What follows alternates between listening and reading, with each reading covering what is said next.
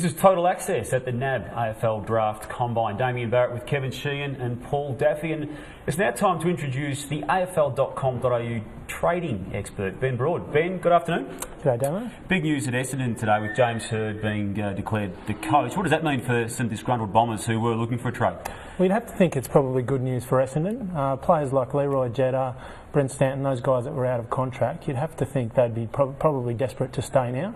Club champion like James Hird, well, there's talk of possibly Mark Thompson joining, who knows. But those guys, if they were looking for another opportunity elsewhere, they'd probably be pretty keen to stay now, you would think. I want to talk more about trades with you in a few moments, but Kevin, the results of day one testing for the 100 draftee potentials are back. What's happened today? This is just the early polls, of course. They're still testing some of the taller players right now. So we've got, and to give it a comparison, Nick Naitanui is the leader in the clubhouse of the current day players, and it's the standing vertical jump, just the power that's needed actually, particularly in the ruck. And his record is 78 centimetres, Nick Naitanui. Well, today Brad Harvey, who's a midfielder from the Eastern Ranges, has done 75 centimetres, right on the back of Naitanui, and his teammate and Kieran Harper from the Rangers, 65 centimetres. Sean Ackley with a 64. The top three just right at the moment. So it's the first of the test. Tomorrow we get right into the speed and the agility, and we get into the repeat sprints. But today's just a warm up, and they're the early leaders. Good. Ben, we had Stephen Wells on before, as you saw, and Darren Milburn obviously in doubt as to whether he goes on. Gary Ablett likely to go in most people's eyes. What does that mean for Geelong at the draft table and even trade week next week? Yeah, it's an interesting one for the Cats. A lot of people think their time might be up. Dasher, showing my colours there, Darren Milburn and Brad Ottens. There's a couple of those older guys down at the Cattery that I think some people think it might be time for them to move on. With Ablett, of course, do the Cats, if they get those picks, do they say, OK, time to rebuild?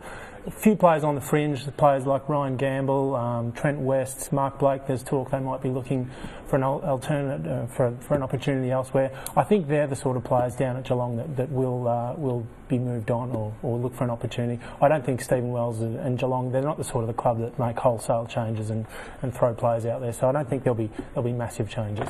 With the drawn grand final, what does it do to trade week? It was initially scheduled for a full week plus the next Monday. What's happened here? That's right, it is a bit different this year. It was going to be 8 days, 8 full days. Usually it just runs the Monday to Friday. It has been put back one day, as you said. It starts on Tuesday, I think it's Tuesday, October 5, and runs to Monday, October 11 at the 2 p.m. deadline. So clubs do get a little bit of extra time to wheel and deal this year. Obviously they would have been talking, those teams that haven't made the finals would have been talking probably for a few weeks, as we know, but this is I guess the exciting time. Fans really love trade time. This week club officials will be up here in Canberra. They'll be starting to get some of those deals done from now. And where's Chris Tarrant going in your eyes? As we know, he's leaving Fremantle. There's some nostalgics thinking he might go back to Collingwood. Hawthorn's well in the mix, in Kilda also, maybe even Carlton. Give us your take. It's an interesting one, isn't it? The romantics like the thought of him, I guess, going back to Collingwood. They're supposedly, well, who knows, I guess. Collingwood and St Kilda, the teams which are still playing, they haven't heard too much out of them trade-wise. I think a club which is still, I guess, in the premiership window, you would think, I guess, would be pretty keen on him. He is 30, so it's hard to see one of those younger rebuilding teams going for him.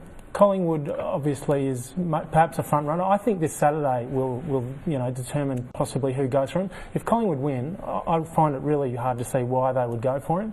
I see there's no need. They've got Ben Reid, they've got Nathan Brown. I wouldn't see why they would go for him.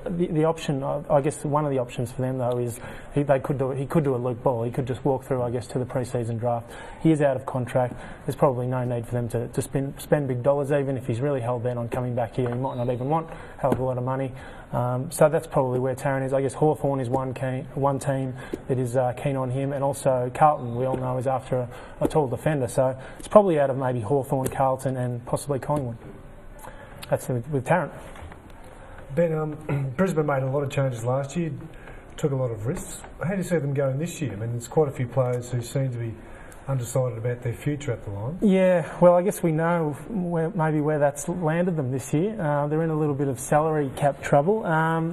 there's a couple of players, as we know, that are weighing up their options, I guess, there. Jared Brennan, I think, has signalled his intention. He's one who people are saying Gold Coast potentially. Essendon looking to land that big fish. I think they've missed out on Stephen Salopek was one that they were really into. So Brennan is Essendon, sorry. Brennan's one that's likely to go. Justin Sherman is another who's probably looking elsewhere. The Western Bulldogs, I think, are after that sort of speedy midfield type. So the Lions, I don't think they'll be massively, looking to, certainly not to bring players in. They don't have the cash to. I think they'll be going down the youth path. They don't have money to spend. Ben, you'll be joining us in this segment for each day this week on Total Access, so we'll see you again tomorrow, Thursday and Friday. Absolutely. I'll try and get around and speak to some club officials. Haven't seen too many out there yet. And stick with us on Total Access at the NAB AFL Draft Combine. We'll be back tomorrow, Thursday and Friday. It's on afl.com.au. It's also on the Footy Channel on Big Pond TV, 5 p.m. Australian Eastern Standard Time. Replayed again at 9. And Kevin Sheet will bring us all the results for the next 3 days on Total Access.